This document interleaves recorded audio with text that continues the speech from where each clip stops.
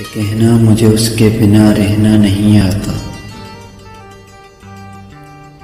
बहुत कुछ दिल में आता है मगर कहना नहीं आता। बहुत ही सख्त जान हूँ मैं, बहुत से गम उठाए हैं। बस एक दर्द जुदाई है कि जो सहना नहीं आता।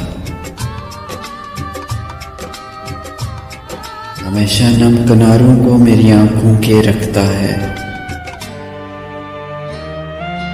ये आंसू कैसा आंसू है जिसे बहना नहीं आता। हमारा मसला शायद कभी हल ना हो पाएगा। तुझे सुनना नहीं आता, मुझे कहना नहीं आता।